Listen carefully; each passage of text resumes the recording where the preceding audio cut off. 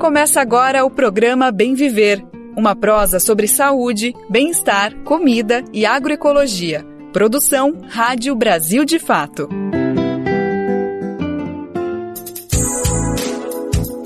E hoje é quinta-feira, dia 18 de janeiro de 2024. É mais um Bem Viver começando e mais um Bem Viver entrando pelas ondas do rádio, as ondas pela internet, te convidando para trocar essa boa prosa que está começando agora. Meu nome é Lucas Weber e eu sigo com você juntos e juntas para falar sobre agroecologia, meio ambiente, saúde, política e outros assuntos super importantes que a gente precisa entender rumo nessa caminhada do bem viver e da justiça social. Então vem comigo, vem com a gente conferir os destaques do programa de hoje.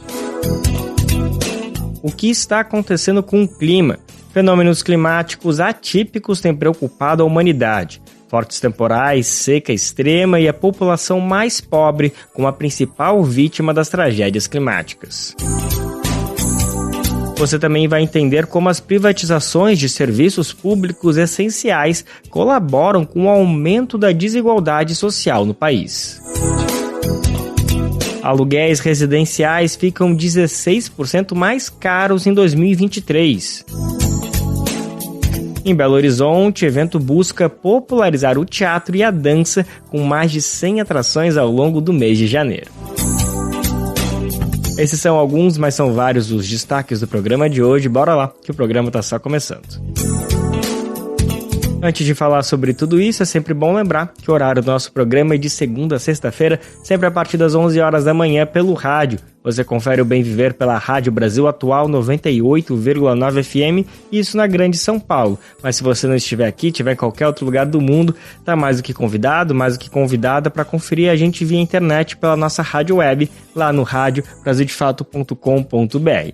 E se você tá sem tempo, quer ouvir do seu jeito, uma hora que você se sente mais confortável, não tem nenhum problema, porque a gente deixa o programa sempre disponível lá no nosso site e também nas plataformas digitais como Spotify, Deezer e Google Podcast. E a gente sempre gosta de lembrar que o nosso programa é retransmitido por dezenas de rádios espalhadas de norte a sul, leste a oeste do país, e você está mais do que convidado para juntar a gente nessa missão de botar a voz do bem viver para repercutir por aí. Você vai em radiobrasildefato.com.br e lá você clica em como ser uma rádio parceira, que a gente ensina você a adicionar o bem viver na sua programação da sua rádio local, da sua rádio comunitária. Vai ser um prazer enorme ter você junto com a gente nessa super rede que retransmite o bem viver pelo país.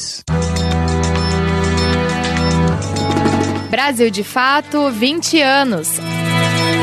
Apoie e lute.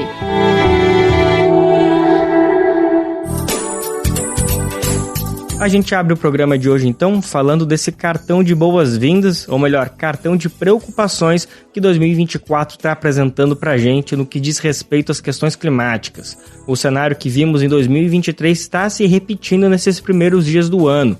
Rio de Janeiro, Minas Gerais, São Paulo e Rio Grande do Sul, todos são estados que já passaram nesses primeiros 15, 16 dias por situações extremamente delicadas. Tivemos mortes registradas em todas essas regiões após fortes temporais atingirem as cidades.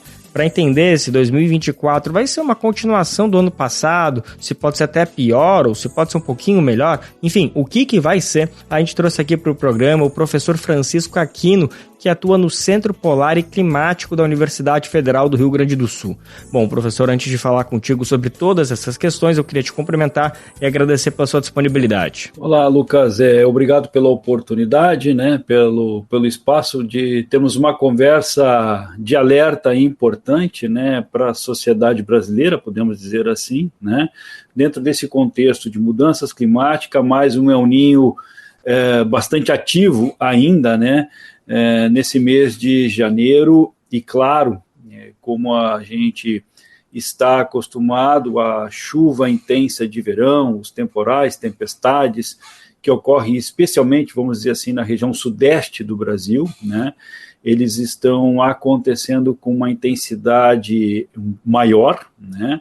E graças à combinação, né, de um planeta quente, oceanos e atmosfera aquecido, e o El Niño, que ocupa sempre essa função de intensificar fenômenos, e ele está encontrando um ambiente, planeta Terra, mais suscetível, mais intensificado. Por isso, mesmo um El Niño sendo forte ou médio, ele consegue, né, facilmente gerar eventos extremos, e isso é algo que você chama atenção para o cartão de visitas de 2024, lamentavelmente, e a gente está numa sequência de anos assim, é que são eventos recordes de recordes de recordes sucessivamente, isso de norte a sul de todo o país. Perfeito, professor. Que bom que você já trouxe essa introdução e também já trouxe essa palavrinha, essas duas palavrinhas, El Ninho, que estão cada vez mais fazendo parte do cenário brasileiro, do cenário mundial. É mais um conceito que a gente costumava aprender na escola, passava no vestibular e ficava por aí. Mas agora está cada vez mais como uma palavra que a gente vai ter que entender no nosso dia a dia. Só para deixar todo mundo no mesmo nível, o senhor pode só retomar aquelas aulas de geografia da quinta, sexta série e nos ajudar a entender, afinal, o que é esse fenômeno El Ninho? Bom, é importante relembrar que o planeta tem excesso de energia, calor, na região tropical e equatorial. E, claro, a superfície líquida dos oceanos tropicais e equatoriais absorvem mais energia. Por consequência, o maior oceano do planeta Terra é o Oceano Pacífico. Então, na latitude entre 5 graus sul e 5 graus norte, próxima à região equatorial do Oceano Pacífico, nós temos sempre água aquecida, especialmente água mais aquecida em direção à Indonésia. Em ano de El Ninho, que é o que nós comumente estamos descrevendo, associando os eventos do ano de 2023 e início de 2024, aquela piscina de água quente da região da Indonésia, ela se deslocou em direção ao centro do Oceano Pacífico, ou mais em direção à América do Sul, Peru, Bolívia, mais ou menos assim, costa chilena, inclusive. O que acontece? Essa fonte de energia, calor e vapor da água, ela compromete a circulação, ela muda a circulação atmosférica e torna, por exemplo, no auge da primavera e início do verão, inverno, primavera e início do verão, o centro-oeste e a Amazônia mais seca do que o normal. Foi o que nós presenciamos em 2023. Então, o El Ninho teve esse impacto importante na estiagem, nas ondas de calor, na seca recorde que nós observamos na região amazônica. O El Ninho também, combinado com o Atlântico Norte mais quente, atrasou o retorno das chuvas, então as chuvas retornariam mais fracas do que o normal e ainda demoraram mais. Em contrapartida, a alteração da circulação atmosférica subtropical, isto é, entre a Argentina, o Uruguai e o sul do Brasil, ela é reforçada, dando, por exemplo, no inverno, um maior número de ciclones extratropicais, por consequência, mais frentes frias, que contrastavam com um Brasil mais quente. E isso é a combinação perfeita, lamentavelmente falando, para tempestades severas com expressivo valor de chuva concentrado. E por isso as inundações do inverno e primavera de 2023 na região sul do Brasil terem sido absolutamente recordes para os registros modernos. Então, é importante lembrar que o El Ninho é um fenômeno natural. Porém, os oceanos estão mais quentes e a atmosfera está muito mais aquecida. Então, a crise climática que nós vivemos, ela combina negativamente com o El Ninho, intensificando todos os fenômenos. Por isso, atingiremos o pico desse El Ninho entre janeiro, talvez até início de fevereiro de 2024, isso é normal, porque estamos falando de uma piscina de água quente, né, na região equatorial próxima à costa oeste da América do Sul. Por consequência, esperamos, então, o efeito combinado na intensificação de eventos mais extremos de precipitação, vistos recentemente no Rio de Janeiro, em São Paulo, em outras localidades do Brasil, né? Novamente aqui para o Rio Grande do Sul está previsto eventos extremos de precipitação, com valores concentrados em 2-3 dias, maior que a precipitação do mês inteiro. Então, obviamente, isso causa dano e causa impacto. Moral da história, lamentavelmente dizendo, um fenômeno que tem uma recorrência de 3 a cada 7 anos, ele se tornou, desde 1950 a 1960, mais intenso, né? Eu não vou falar da Laninha aqui para não complicar a lógica desse nosso raciocínio, mas também posso dizer que as Laninhas também ficaram mais intensas dos anos 1960 em direção aos dias de hoje, exatamente pela alteração do oceano e da atmosfera do nosso planeta. Perfeito, professor. É muito preocupante essa descrição que o senhor faz, porque, como bem disse, é um fenômeno completamente natural que acontece, que a ciência tem domínio, pode explicar, não é à toa que a gente conhece o El Niño há muito tempo, faz parte dos cadernos escolares há muito tempo. No entanto, os efeitos desse fenômeno estão cada vez mais imprevisíveis, mais intensos, mais incontroláveis, o que tem colocado toda essa situação desesperadora que a gente tão viu ao longo do ano passado, e infelizmente esse ano a gente já está repetindo essa história. Professor, o senhor acabou de descrever então que o pior, não sei se o pior, talvez essa já seja a pergunta, o pior deve acontecer então agora, nesse final de mês, início de fevereiro, a gente pode falar assim? A expectativa do ponto de vista da meteorologia, analisando um El Niño ativo no cenário de mudança do clima, ele encaminha para um início ou a metade do ano de 2024 ser anomalamente mais quente já. A inércia térmica que nós ganhamos do ano de 2023 para embalar a entrada de 2024 é conseguir elevar o ano de 2024 no grupo dos 5 anos mais quentes do século, com quase absoluta certeza. Não vou nem dizer que vai ser o mais quente em sequência. Eu adoraria que não, porque isso não é bom, né? Mas não temos dúvida que com os oceanos e a energia já liberada na atmosfera e o El Niño, que ainda é ativo, implica em um primeiro semestre mais quente, implica em um verão, vamos falar, por exemplo, do sudeste do Brasil, com chuva, com facilidade de chuvas extremas mais frequentes. Quando a gente combina estas regiões densamente ocupadas, vamos falar de São Paulo, Rio de Janeiro ou setores do leste de Minas Gerais e etc., a gente concebe, né, organiza a visão de que áreas densamente ocupadas, áreas de encostas que são naturalmente vulneráveis, com excesso de precipitação, traz risco, traz dano, né, e infelizmente fatalidades, como exatamente nós já observamos no início desse ano.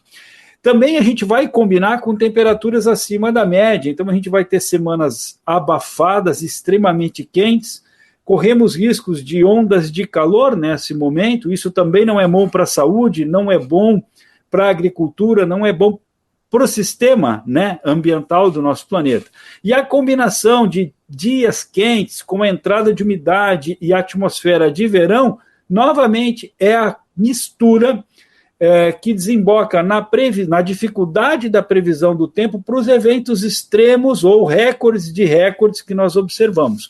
Esse é o cenário para os primeiros 3 meses de 2024, considerando que, vamos adiantar, né, indo em direção ao inverno, por exemplo, o sudeste do Brasil tende a diminuir a precipitação. Então a gente já sabe que esse inverno da região sudeste, centro-oeste do Brasil vai ter menor precipitação, mas vai estar muito mais quente já antecipadamente falando, o que também não deixa, né, de ser um alerta que a ciência do clima, a previsão e etc., já adianta para a sociedade, para o tomador de decisão, né, para o indivíduo poder organizar, pensar bem a sua estratégia diária e futura, né? Isso pelo menos para os próximos 6 meses.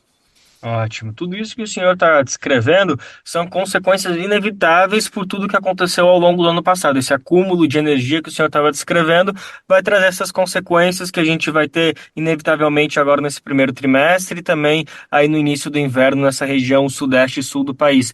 Mas é possível, por exemplo, que o El Niño permaneça por mais um ano e a gente veja essas consequências se acumulando ainda para além, para 2025, por exemplo? Nós já tivemos casos, como a sua própria pergunta indica, que já identificamos no passado El Niños que enfraquecem, dão sinal de enfraquecer e voltam a recuperar, vamos dizer que é assim. Nesse momento, os prognósticos climáticos no Brasil e no mundo, diversos centros do clima, de estudo do clima e dos oceanos, indicam que por agosto, setembro, a gente estará num período de neutralidade, quer dizer, o El Niño deve enfraquecer, arrefecer até junho, julho, agosto, e lá para o trimestre agosto em diante, a gente deve estar num período de neutralidade.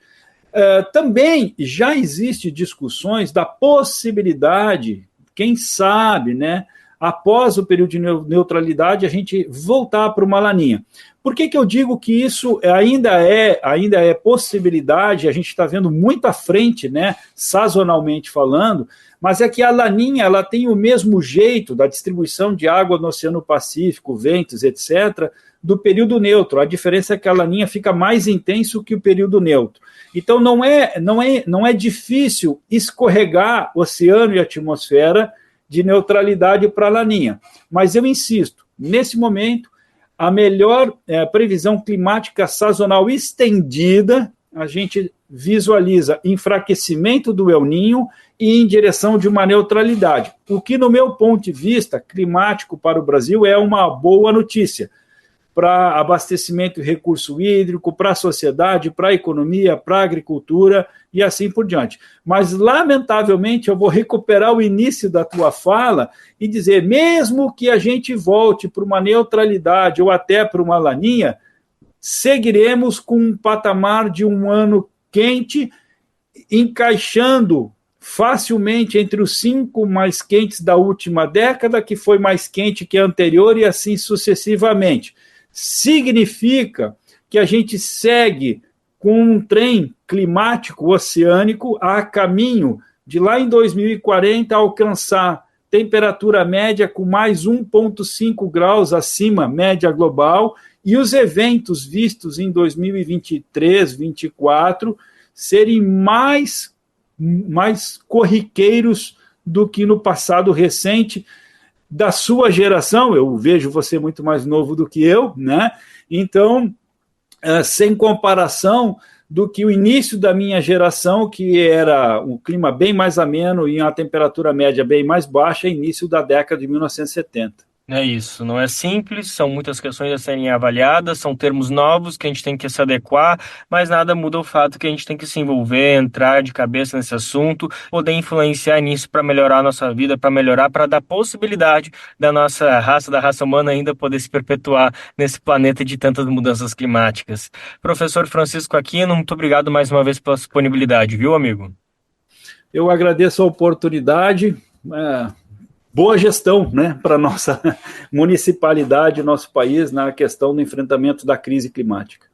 Maravilha, nós acabamos de conversar então com o Francisco Aquino, ele é professor do Centro Polar e Climático da Universidade Federal do Rio Grande do Sul e infelizmente ele não trouxe boas notícias, é difícil trazer boas notícias sobre o que esperar, sobre o clima, sobre o tempo agora em 2024, ele já adiantou que só por conta da intensidade dos fenômenos que vimos ano passado em 2023, não tem como esperar que 2024 seja um ano mais tranquilo, de temperaturas mais amenas, de como a gente vinha se acostumando. Na verdade, sim, necessariamente a gente vai encarar eventos climáticos extremos e o que cabe a nós, é claro, se preparar, mas também cobrar dos gestores públicos, das autoridades que tomem medidas que consigam precaver e proteger a população.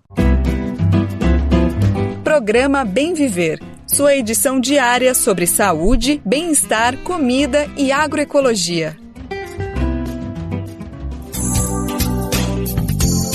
A gente tem falado bastante aqui no programa que estes eventos climáticos são cada vez mais intensos e não atingem todo mundo da mesma forma. Algumas pessoas, especificamente as mais pobres e periféricas, são as que mais sofrem com os efeitos das mudanças climáticas. E isso tem um nome, se chama racismo ambiental. Mas afinal, o que é isso e como a gente pode entender esse conceito? Bom, se trata de um conjunto de ações e negligências políticas que levam com que uma população seja marginalizada, excluindo o direito à moradia e expõe a elas a áreas de risco sem infraestrutura adequada. O resultado são as tragédias que vimos recentemente, por exemplo, no Rio de Janeiro e que também já aconteceu ano passado, há um ano, em São Sebastião, no Recife, no Rio Grande do Sul, ou a seca extrema que atingiu o Amazonas no ano passado. Ontem mesmo, no Rio Grande do Sul, um temporal deixou uma pessoa morta e milhares sem energia elétrica. Bom, o nosso repórter Kaique Santos, apresentador do Central do Brasil, conversou com Rita Maria da Silva Passos. Ela é integrante da Rede Brasileira de Justiça Ambiental e explicou como o racismo ambiental, associado às fortes chuvas, leva à morte de pessoas mais pobres. Para falar sobre o tema, nós conversamos agora com Rita Maria da Rede Brasileira de Justiça Ambiental. Ela também é pesquisadora e doutoranda do Instituto de Planejamento Urbano e Regional da UFRJ. Rita, bem-vinda ao Central do Brasil. Boa tarde, Kaique. Boa tarde a todos, todas e todos. Rita, o que aconteceu no Rio de Janeiro está associado ao racismo ambiental, como lembrou e repercutiu, por exemplo, a própria ministra da Igualdade Racial, Aniele Franco, que é de lá, nas redes sociais. Explica pra gente o que significa esse termo e o que tem a ver com as tragédias das chuvas no Rio. Então, o conceito de racismo ambiental, ele fala justamente sobre práticas políticas que afetem direta e indiretamente povos de cor com relação à sua qualidade de vida ambiental. Ou seja, são pessoas, você precisa zelar pela vida de pessoas que estão em áreas mais vulnerabilizadas, mais suscetíveis a enchentes, alagamentos, remoções. Então você precisa estar mais atento a políticas que sejam benéficas a essas populações, que historicamente são excluídas de políticas, na verdade. Então, ou seja, você tem um histórico aí de políticas nocivas à qualidade de vida de pessoas não brancas. Então, isso a gente chama de racismo ambiental. E não só políticas públicas, mas também políticas empresariais.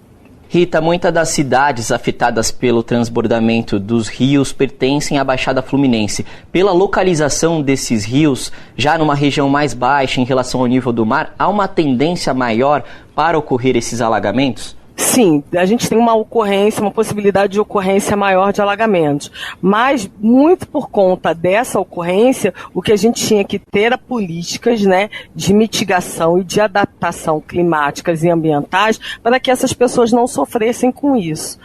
Porque se a gente tem isso na Baixada, na Lagoa de Rodrigo de Freitas, a gente também tem uma lagoa gigante, também abaixo do nível do mar, e que não acontece a mesma coisa. Ou seja, existe uma desigualdade aí no tratamento dessas pessoas. Justamente falando um pouco sobre essas políticas, então. O Rio Botas, onde uma mulher desapareceu com o transbordamento durante esse temporal, ficou obstruído pelo lixo. E é o mesmo rio que foi ignorado em ações do governo nos últimos anos. Não dá só para cobrar a população como fez o governador Cláudio Castro, não é? Exatamente, Kaique, porque não é de responsabilidade da população. A responsabilidade da coleta de lixo, ela é feita pelos governos locais, pelos municípios e também pelo governo do estado. Então, ou seja, você não pode responsabilizar a pessoa por uma prática e por uma ação que é de uma instância política governamental. Então, não dá para você individualizar.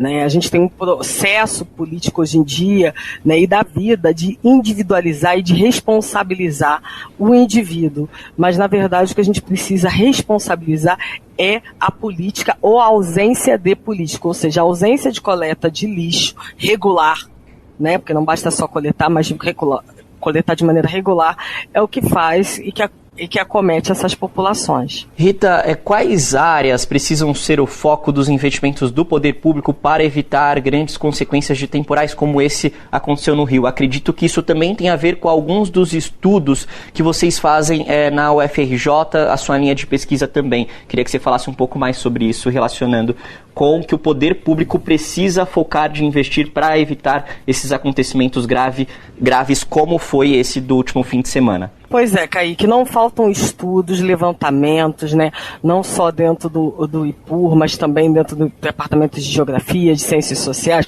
que apontem a fragilidade, não só ambiental, mas social desses territórios. O que a gente precisa que as leis de zoneamento, os planos diretores levem isso em consideração. A gente acabou de ter na cidade do Rio de Janeiro um plano diretor que foi aprovado e que desconsidera esses territórios, que desconsidera políticas específicas para esses territórios em termos de saneamento e melhoria das condições de vida ambiental dessas populações. Então a gente tem legislações para isso que não são cumpridas, que que não dão visibilidade a essas problemáticas. Para além disso, a gente tem uma série de estudos sobre conflitos ambientais, mapas, né, sobre as questões de injustiça ambiental, não só no Rio de Janeiro, mas como no país inteiro, como é feito pela Fiocruz. Então a gente tem uma série de indicadores e de informações a respeito das questões ambientais e sociais, não só do Rio de Janeiro, mas do país. Mas isso precisa ser levado em consideração na política pública. Isso não pode ficar só dentro da academia, né? E a gente já tem esses mapeamentos, já tem essas informações. Não precisam ser inventados novos estudos, não precisa ser contratada novas empresas de consultoria para fazer um levantamento que já é feito e que já é sabido. Ou seja, a gente já sabe que de tempos em tempos, populações pobres e pretas desses espaços serão vulnerabilizados. Existem, inclusive, planos de mitigação e de adaptação climática que são colocados, né, não só pela Rede Brasileira de Justiça Ambiental, mas pela Coalizão pelo Clima no estado do Rio de Janeiro, que fazem levantamentos e que, inclusive, indicam áreas prioritárias e mecanismos de desenvolvimento de tecnologias sociais para mitigação e adaptação climática. Rita, obrigado pelos esclarecimentos aqui no Central do Brasil. Seja sempre bem-vinda aqui ao nosso programa. Muitíssimo obrigada, Kaique. Boa tarde a todos, todas e todos. Parabéns pelo trabalho de vocês. Conversamos com Rita Maria, da Rede Brasileira de Justiça Ambiental e pesquisadora e doutoranda do Instituto do Planejamento Urbano e Regional da UFRJ. E moradia é um elemento importante diante dos casos de racismo ambiental. Sem condições de morar em regiões seguras, muita gente acaba se arriscando em encostas, morros e áreas perigosas. Um fator que contribui para esse cenário é a especulação imobiliária, que dificulta o acesso à moradia e concentra a terra na mão de poucos, inclusive nas áreas urbanas. Um exemplo disso é o preço do aluguel. Segundo a pesquisa FIPE-ZAP, o valor do aluguel aumentou 16% em 2023. São Paulo é a capital com o metro quadrado mais caro do país e as outras cidades com valor mais alto também estão no estado de São Paulo. Quem explica melhor essa situação pra gente é o repórter Leandro Martins, da Rádio Agência Nacional. A cidade de São Paulo lidera o preço do metro quadrado para alugar entre 11 capitais brasileiras pesquisadas.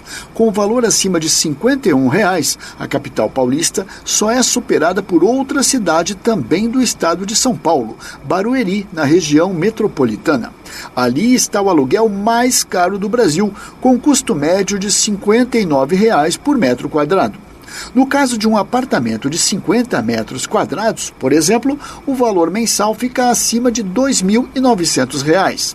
Esses preços refletem que os reajustes nesse segmento estão muito acima da inflação em alguns pontos do país. Os novos contratos de aluguéis residenciais ficaram, em média, 16% mais caros em 2023.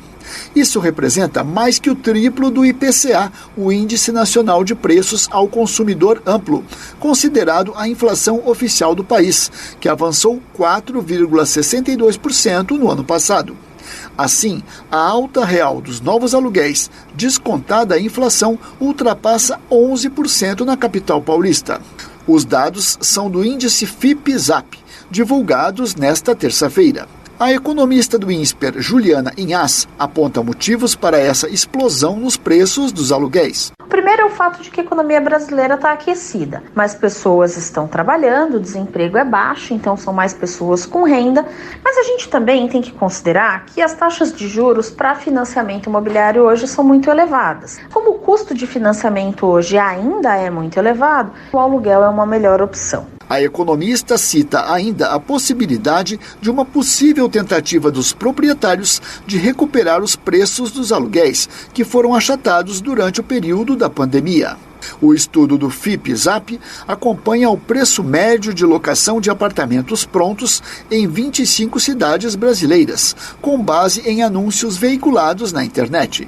Pelo índice, todos os municípios analisados registraram alta real em 2023. Da Rádio Nacional em São Paulo, Leandro Martins. Mas não é só a especulação imobiliária que produz esse cenário de desigualdade, não. A privatização de serviços públicos também é um vetor de injustiça social. Isso é o que aponta um estudo organizado pela entidade internacional Oxfam. Segundo o levantamento, A venda de estatais está entre as principais causas de desigualdade no mundo. A privatização é uma bandeira histórica de governos liberais e nos últimos anos é empunhada por Tarcísio de Freitas, governador aqui de São Paulo, e pelo ex-presidente Jair Bolsonaro. Inclusive, foi ele, no governo dele, que avançou uma série de privatizações, a principal delas foi da Eletrobras. As negociações dessas companhias públicas acabam enriquecendo mais os empresários, enquanto eles prestam serviços mais caros para a população. Isso quem explica para a gente foi a Oxfam. A gente vai entender melhor esse assunto, o que diz esse estudo. Quem conta pra gente é o nosso repórter Douglas Matos. A privatização de empresas públicas está entre as principais causas do aumento da desigualdade social no mundo. Isso de acordo com um estudo realizado pela organização internacional Oxfam. O trabalho foi divulgado nesta semana e indica que a venda de companhias estatais faz com que os empresários fiquem cada vez mais ricos, enquanto lucram prestando serviços mais caros à população, cada vez mais pobre. Neste ano, o relatório da Oxfam foi intitulado de Desigualdade S.A. e está focado em explicar como grandes empresas estão entre as grandes responsáveis pelo crescimento forte e constante da desigualdade mundial. Segundo a entidade, a riqueza dos 5 mais ricos do mundo dobrou desde 2020. Ao mesmo tempo, 60% da população global, ou seja, cerca de 5 bilhões de pessoas, ficaram mais pobres. Ainda de acordo com a entidade, isso aconteceu em parte por conta das privatizações. Maurício Vaz, economista e professor da Universidade Federal do Rio Grande do Sul, acrescenta que a situação financeira dos estados continua como o maior argumento em favor das privatizações. Segundo ele, inclusive no Brasil, o setor empresarial pressiona os governos por corte de gastos e controle do orçamento público. Isso, na verdade, inviabiliza o funcionamento de estatais e a prestação de um serviço de qualidade. Resta ao Estado, portanto, privatizar. O que se fica batendo, né? Que o Estado ele tem uma restrição fiscal muito séria, que ele tem que cortar os gastos, né? Mas se sabe que na prática existe um conjunto de gastos que não podem ser retirados, né? Por exemplo, como gastos da Previdência, que é um dos principais gastos do Brasil, sem contar que é necessário ter uma condição mínima de estado de bem-estar social. Então, o que o governo faz na prática com essa questão de corte, de pressão de corte de gastos? Ele reduz o investimento, inclusive nas estatais. Uma vez que o Estado para de investir nas suas estatais, elas param de ter eficiência, né? E se fica argumentando que elas são pouco eficazes, que tem que privatizar. Segundo Vaz, esse discurso de autoridade pautou privatizações do ex-presidente Bolsonaro. Estatais como a Eletrobras tiveram o controle vendido por valores questionáveis. Empresários ganharam espaço em setores essenciais e com pouca concorrência, no caso, energia elétrica, demitiram trabalhadores e aumentaram os ganhos da diretoria. A Eletrobras, por exemplo, lançou um plano de demissão voluntária, um PDV, após a privatização para desligar mais de 2.000 trabalhadores. Ao mesmo tempo, a empresa aumentou em 3.500% o salário dos seus administradores. Jefferson Nascimento é coordenador de Justiça Social e Econômica da Oxfam Brasil e diz que a proteção do orçamento público é fundamental para evitar as privatizações e reduzir a desigualdade. Segundo ele, isso ocorre basicamente cobrando mais impostos dos ricos para oferecer melhores serviços aos pobres. A gente tem amplo apoio no nosso país ao fornecimento de serviços públicos universais, como escola pública, universidade pública, acesso ao atendimento médico, acesso à creche. É o projeto da Constituição de 1988. E, ao mesmo tempo, as pessoas têm essa percepção de que serviços públicos universais, e onde vem, como esse custo ele é pago, né? Como essa qualquer paga. Ele é pago primeiro de impostos. E as pessoas apoiam que esses impostos eles têm que ser mais justos. No Brasil, no entanto, o sistema tributário contribui com as injustiças. Segundo o Nascimento, o governo concede descontos em tributos para empresas e sobre determinadas despesas, que só beneficiam a população mais rica.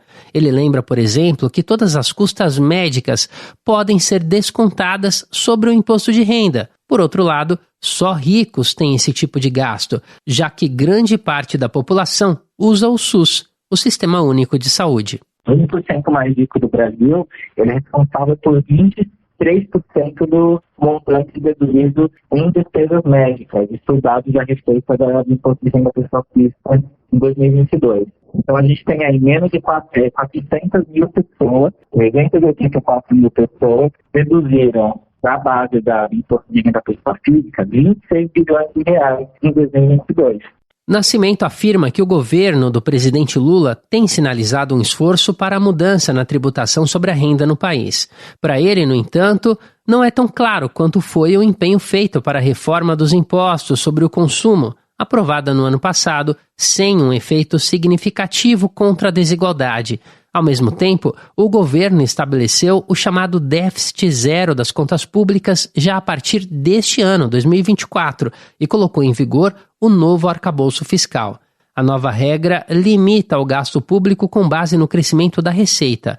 Isso pode enfraquecer ainda mais o Estado caso a arrecadação não cresça e acabar, ao fim, fomentando novas privatizações. De São Paulo, da Rádio Brasil de Fato, com reportagem de Vinícius Konchinski. Locução, Douglas Matos. As multas ambientais aplicadas na Amazônia caíram 92% só nesse mês agora de janeiro. E o motivo é a paralisação parcial dos servidores do IBAMA. Desde o dia 1º, a categoria tenta pressionar o governo pela retomada das negociações trabalhistas. Os servidores afirmam que desde outubro do ano passado não tiveram resposta do governo sobre a proposta oferecida pela categoria. Vamos entender melhor o que está acontecendo, o que pode acontecer se essa situação permanecer. Quem conta pra gente é Murilo Pajola. A paralisação parcial dos servidores ambientais federais, em curso desde 1º de janeiro, derrubou em 92,6% a emissão de multas ambientais nos estados da Amazônia Legal. O dado foi divulgado pela ACEMA Nacional, que representa os servidores de carreira de especialista em meio ambiente. A entidade é a porta-voz da categoria nas negociações com o governo federal. Segundo a ACEMA, o IBAMA emitiu 148 autos de infração na Amazônia durante os primeiros 15 dias de janeiro de 2023. No mesmo período, em 2024, o número caiu para apenas 11 multas. Formada por concursados do IBAMA, do ICMBio e do Serviço Florestal Brasileiro, a categoria tenta pressionar o governo pela retomada das negociações trabalhistas. A proposta dos servidores foi entregue em outubro de 2023 e, desde então, a categoria diz não ter recebido resposta. Na última semana, o governo federal declarou que as negociações serão retomadas a partir de 1º de fevereiro. Os servidores pedem a reestruturação da carreira com equiparação salarial aos técnicos da ANA, a Agência Nacional de Águas. Eles também reivindicam incentivos para quem atua em áreas remotas ou de conflitos ambientais. Em nota, a ACEMA afirmou que a redução das multas na Amazônia mostra a urgência no atendimento das demandas dos servidores. A entidade também destaca a importância do trabalho desses profissionais na proteção ambiental. O texto afirma que, apesar da suspensão das atividades de campo, os servidores continuam atuando nos processos internos. A negociação é conduzida pelo Ministério da Gestão e Inovação. A pasta informou que segue em diálogo com os servidores e que tem a recomposição da força de trabalho como prioridade, porém dentro do que chamou de limites orçamentários. O Ministério do Meio Ambiente também considera o tema prioritário. Segundo a pasta, a ministra Marina Silva tem trabalhado para dar desdobramento à pauta apresentada pelas entidades representativas de servidores e servidoras. Sobre o tema, o presidente do IBAMA disse em nota que o trabalho da fiscalização não será interrompido na terra indígena Yanomami. O território enfrenta uma crise humanitária provocada pelo garimpo ilegal. De acordo com Rodrigo Agostinho, garimpeiros ilegais estão fazendo mineração à noite e evitando o desmatamento para não serem flagrados pela fiscalização. Por outro lado, um ofício assinado na última semana pelo chefe de operações do IBAMA, Hugo Loss, aponta para uma situação diferente. Segundo o documento, dos 87 servidores inscritos para atuar no combate ao desmatamento da Amazônia e na terra indígena Yanomami, apenas 4 confirmaram as inscrições. Em nota, o IBAMA lembrou que contribuiu para a redução de 85% das áreas de mineração ilegal na terra indígena em 2023. Segundo o governo federal, a maioria dos garimpeiros fugiu do território desde o início da Força-Tarefa, que reuniu também as Forças Armadas, a FUNAI e a Polícia Federal. De Lábrea, no Amazonas, da Rádio Brasil de Fato, Murilo Pajola. E o IBAMA é super importante, por exemplo, para coibir o avanço do garimpo ilegal em terras indígenas. A população Yanomami no norte do país sofreu bastante nos últimos anos por conta da atividade clandestina, sendo acometida por doenças, desnutrição e pela violência na região. No início do ano passado, o governo Lula organizou uma força-tarefa para socorrer os indígenas e reprimir a atuação dos garimpeiros.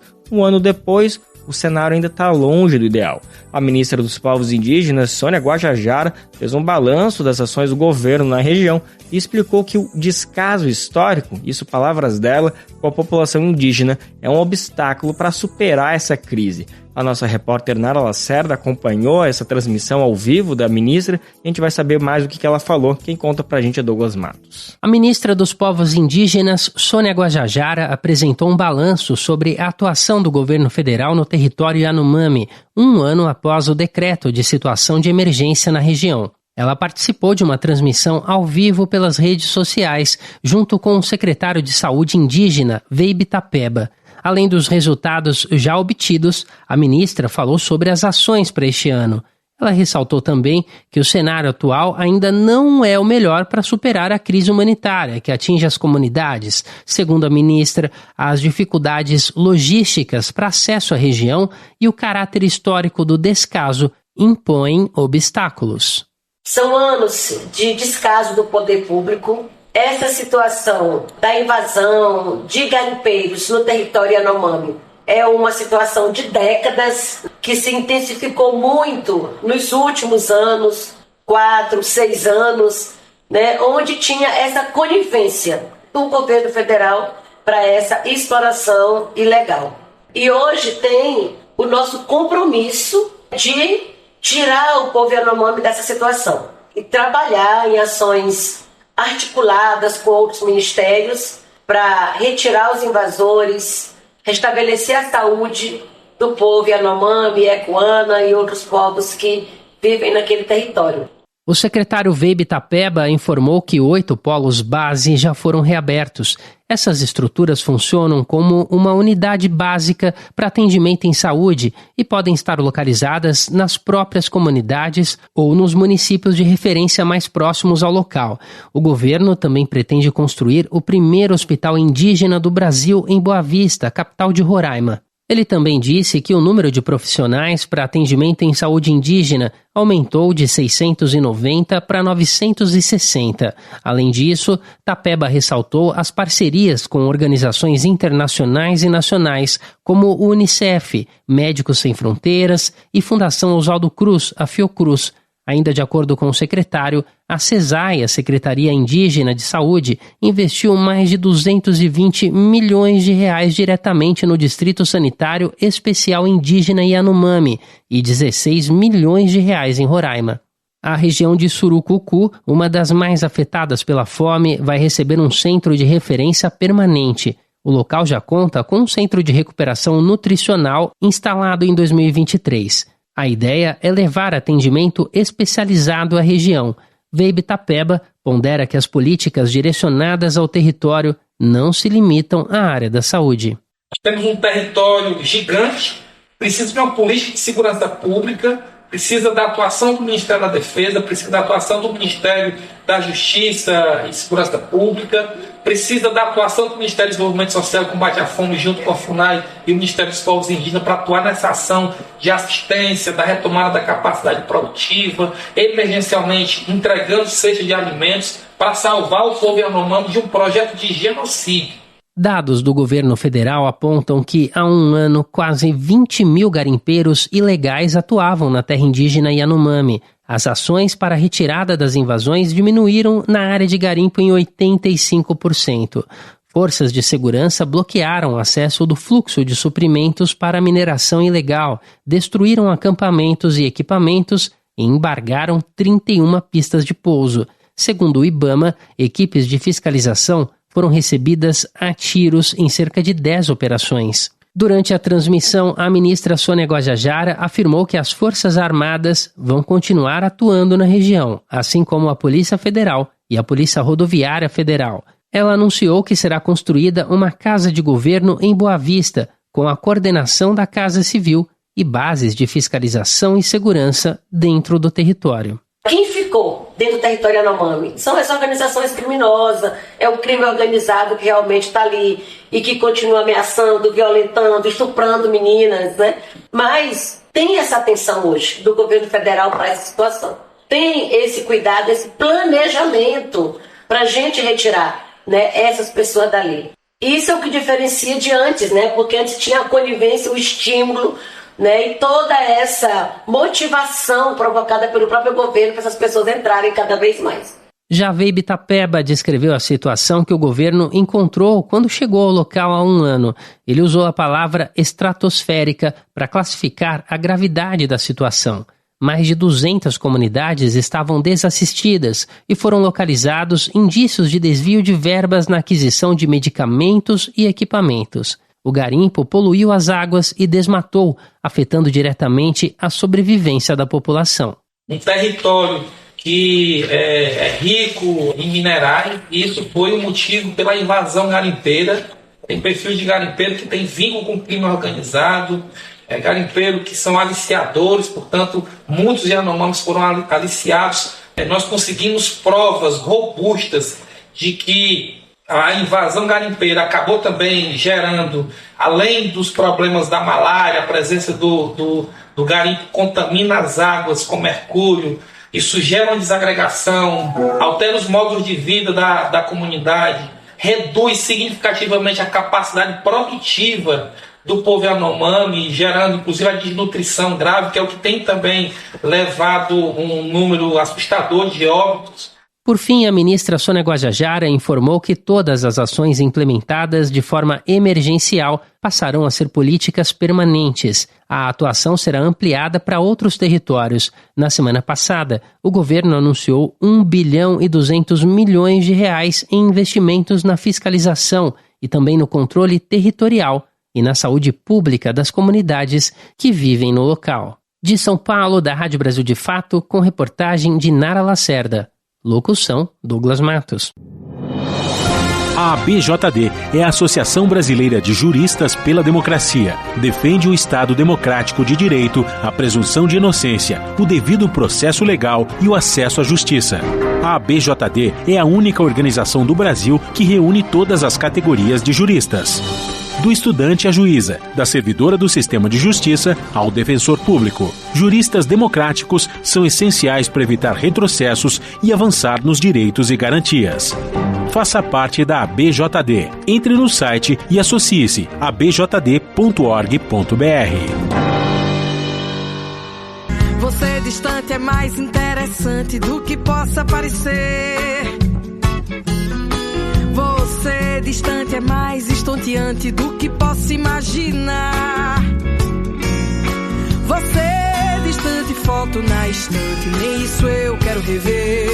Hoje quem chega por aqui é Isabela Moraes, compositora pernambucana também, natural de Caruaru. Ela é autora da música que a gente ouviu ontem na voz de Almério e Bethânia.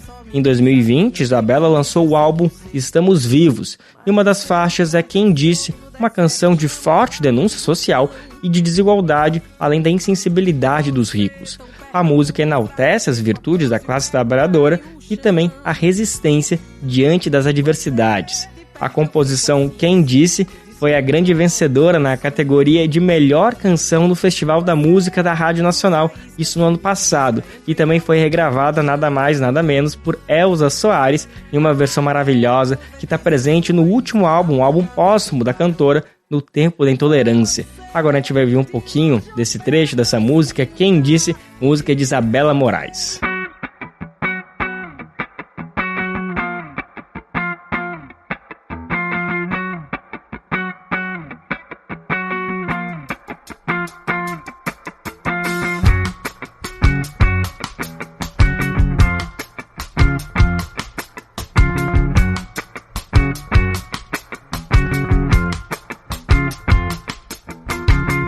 Quem disse que pobre sofre mais, não sabe nem bem o que ele diz. Na vida, pra ser muito feliz, precisa de pouco pra viver. Trabalha e entende o que ele faz, divide o que tem pra comer, abriga pessoas e animais e olha no olho de quem vê. Enxerga a alma e não a cor, enverga, mas não chega a quebrar. Trabalha com fé e com amor e ajuda o outro a levantar. Como sobrevive o pobre se o mundo tem como espelho carro importado, roupa de marca e muito dinheiro? Pela dignidade perdeu-se o respeito, mas pobre carrega pobre, rico pensa em si mesmo.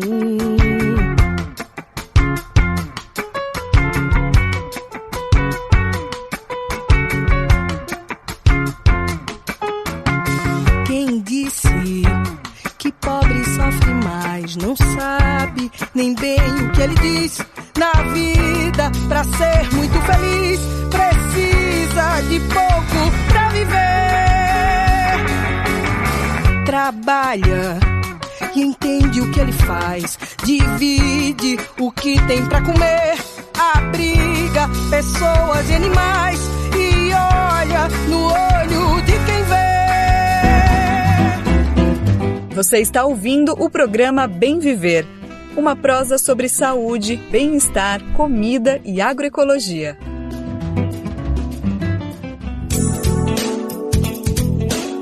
Há 3 anos, o Brasil vivia um movimento histórico. Era aplicada a primeira dose da vacina contra a Covid-19. Eu lembro muito bem, um momento extremamente emocionante para todo o país, né?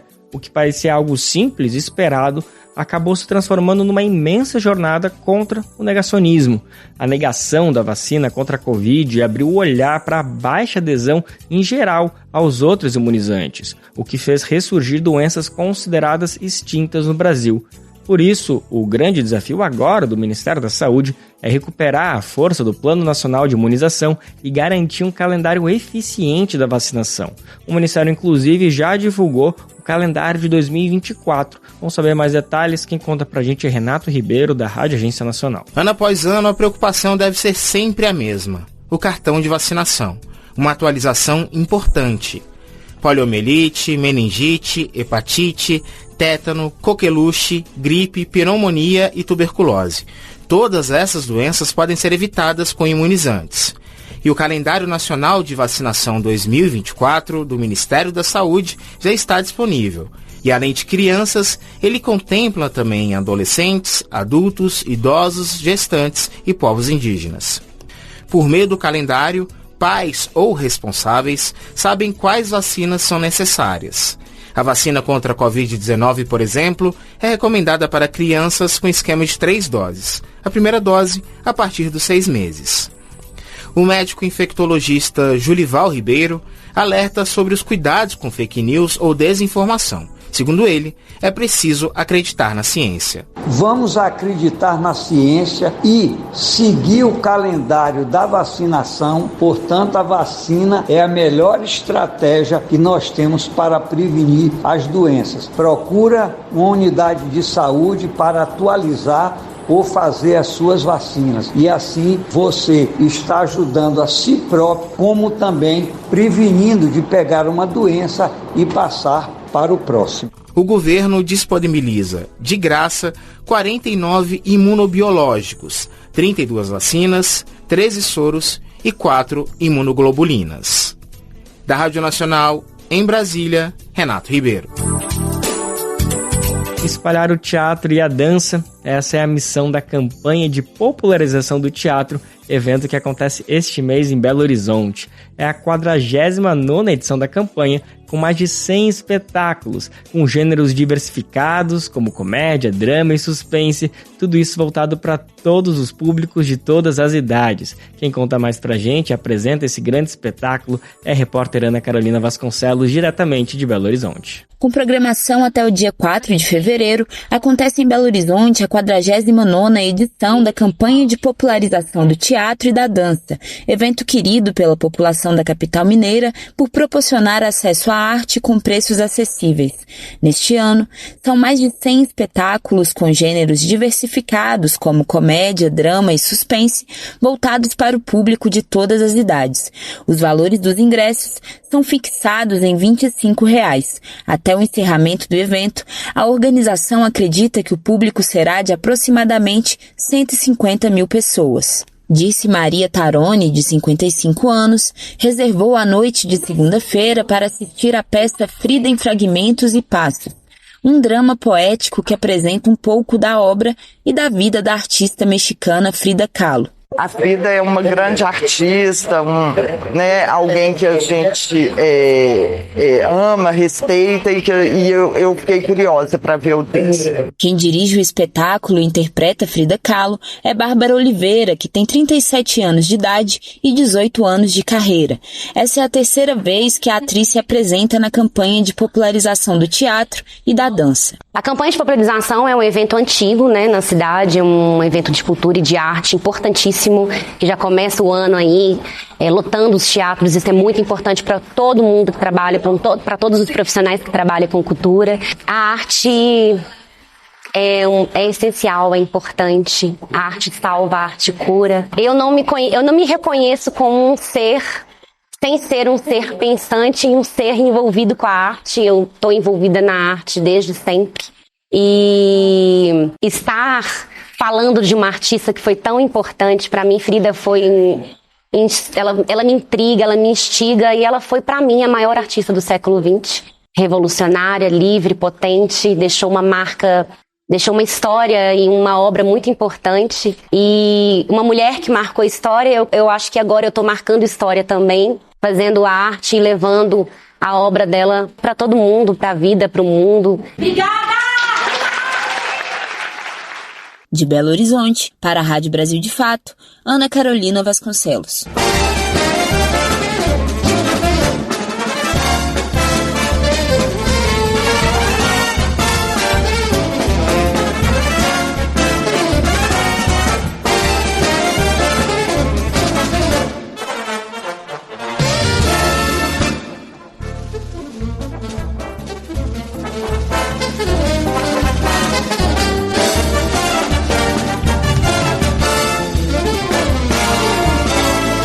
Em Pernambuco, não se fala de outra coisa, minha gente. Saiu a programação do Carnaval do Recife. A prefeitura divulgou ontem nas redes sociais a programação do palco principal, no Marco Zero, e dos 48 polos descentralizados do Carnaval. Vão passar pela festa nomes como Gilberto Gil, Ludmilla, Lenine, Paralamas do Sucesso, Tiaguinho, Gilcinho, Vanessa da Mata, Luísa Sonza e muito frevo, brega, mangue, samba e pop. É coisa pra todo mundo curtir à vontade todos os dias da festa, né? Segundo a prefeitura, a marca desse ano será a diversidade de ritmos. São mais de 3.000 atrações espalhadas em 49 polos por toda a cidade. E atenção, 98% das atrações, adivinha, são de artistas pernambucanos, nada mais justo, né? A programação completa está disponível no Instagram da Prefeitura do Recife, @Prefeitura Recife. E por hoje a gente fica por aqui, o programa Bem Viver tá de volta amanhã, sempre a partir das 11 horas da manhã, para deixar você por dentro de tudo que acontece no Brasil e no mundo, sempre com um olhar voltado para o bem viver, o meio ambiente, agroecologia e saúde, além das principais notícias de política e economia. Você pode conferir o nosso programa sempre pela Rádio Brasil Atual 98,9 FM na Grande São Paulo ou no site radiobrasildefato.com.br. O programa vai ao ar em diversas rádios pelo país e a lista completa de emissoras que retransmitem o Bem Viver você encontra no nosso site na matéria de divulgação diária do programa. Aqui a gente aproveita para agradecer esses veículos por estarem com a gente e lembrar também que o Bem Viver fica disponível no Spotify, Deezer, iTunes e Google Podcast. A apresentação deste programa foi de Lucas Weber, o roteiro de Afonso Bezerra. Edição e produção de Mariana Lemos e Douglas Matos. Trabalhos técnicos de Lua Gattinoni, Edson Oliveira e André Paroche. Coordenação de Rádio e TV Muniz e Ravena. Diretora de programas de áudio Camila Salmazo. Direção executiva Nina Fidelis. Apoio toda a equipe de jornalismo do Brasil de Fato. Até amanhã. A gente se fala, hein? Tchau. Você ouviu o programa Bem Viver, uma prosa sobre saúde, bem-estar, comida e agroecologia. Produção Rádio Brasil de Fato.